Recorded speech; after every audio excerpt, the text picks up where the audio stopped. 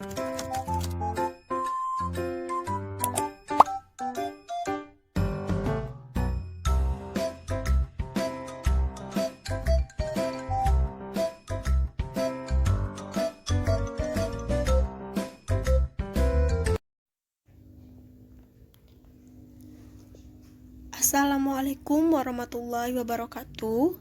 Perkenalkan, nama saya Aryana Hermawan dengan NIM 20074050 dari kelas A2 Prodi Pendidikan Bahasa Indonesia. Di sini saya ingin membahas mengenai konsep dan bagian pragmatik untuk mata kuliah media pembelajaran. Adapun indikator pencapaian dan tujuan pembelajaran sebagai berikut.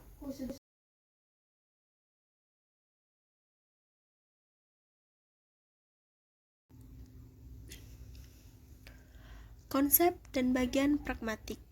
Apakah itu? Pada bagian ini, saya ingin membahas mengenai 3 poin. Yang pertama yaitu pengertian pragmatik, yang kedua konsep dasar teori pragmatik, dan yang terakhir bagian dari pragmatik.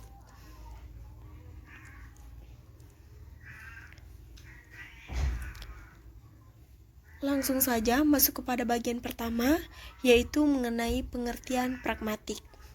Pragmatik merupakan cabang ilmu bahasa yang menelaah penggunaan bahasa, satuan-satuan lingual dalam penggunaannya, di mana studi kebahasaan yang terikat konteks, dan merupakan cabang ilmu bahasa yang mempelajari struktur bahasa secara eksternal, yaitu bagaimana satuan bahasa digunakan dalam komunikasi. Dengan kata lain, pragmatik dapat diartikan sebagai cabang ilmu linguistik yang mempelajari hubungan antara konteks luar bahasa dan maksud tuturan melalui penafsiran terhadap suatu penuturnya. Dalam linguistik, pragmatik merupakan salah satu bagian dari semiotika atau ilmu yang mempelajari ilmu bahasa. Masuk pada bagian kedua, yaitu mengenai konsep dasar teori pragmatik. Nah, di sini perlu digarisbawahi bahwasannya itu konsep dasar teori pragmatik itu bagaimana cara pemakaiannya. Karena konsep dasar teori pragmatik merupakan studi tentang maksud penutur, dan sebagai akibatnya studi ini lebih banyak berhubungan dengan analisis maksud tuturan daripada makna terpisah dari kata atau frasa yang digunakan dalam tuturan itu sendiri. Di mana konsep dasar teori pragmatik juga mengkaji mengenai hubungan-hubungan di antara bahasa dan konteks. Masuk pada bagian kedua masih mengenai konsep dasar teori pragmatik, yaitu ini berdasarkan pembahasan hakikat dan konsep tata bahasa dan pragmatik, di mana di sini dapat diambil kesimpulan bahwa tata bahasa merupakan seperangkat kaidah yang mengatur tentang kebahasaan yang bersifat tradisional.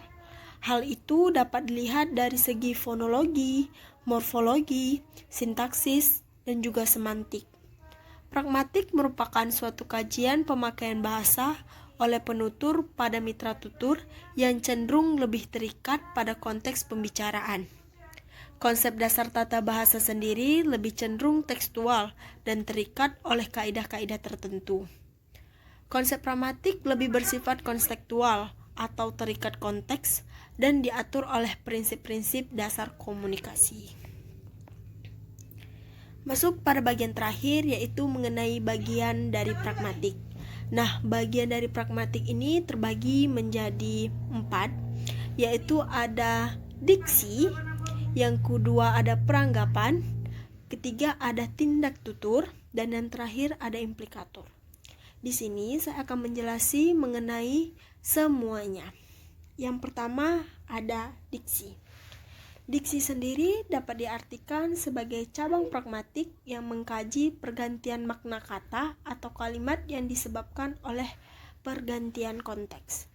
Diksi ini dibagi menjadi 5, yaitu diksi orang, diksi tempat, diksi waktu, diksi wacana, dan yang terakhir diksi sosial.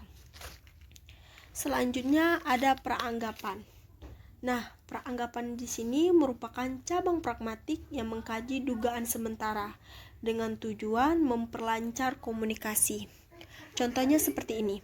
Ketika seseorang berkomunikasi, sebelum ia mengeluarkan kata-kata yang ingin ia katakan, maka dia sudah terlebih dahulu memikirkan apa yang akan dikatakannya, dan dia sudah menentukan apa yang akan terjadi, dugaan apa yang akan terjadi ketika ia mengeluarkan kata-kata tersebut. Nah, itulah yang dimaksud dengan peranggapan dugaan sementara untuk memperlancar komunikasi.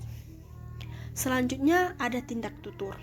Tindak tutur di sini dapat diartikan sebagai pengunjaran kalimat untuk menyatakan agar suatu maksud dari pembicaraan diketahui pendengar.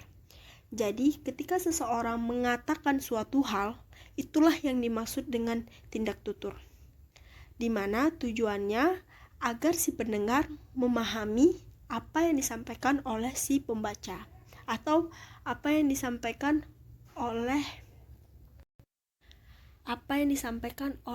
si pembicara. Selanjutnya ada implikatur. Nah, implikatur merupakan cabang pragmatik yang mengkaji makna konotatif. Konotatif yang dimaksud di sini adalah makna asli dan murni, di mana makna ini mengandung nilai emosional. Jadi ketika seseorang mengatakan suatu hal, maka terdapat nilai emosional di dalam kata-kata tersebut.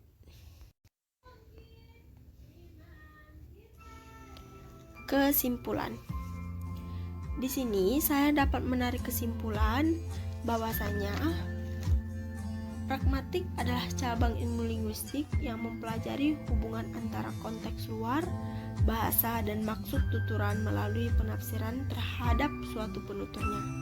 Dalam linguistik, pragmatik merupakan salah satu bagian dari semiotik atau ilmu yang mempelajari ilmu bahasa. Mungkin hanya ini saja yang bisa saya sampaikan. Lebih dan kurang saya mohon maaf, kepada Allah saya mohon ampun. Saya akhiri dengan wabillahi taufiq wal hidayah wa ridha wa inayah. Wassalamualaikum warahmatullahi wabarakatuh. Engkau masih ada sekolah.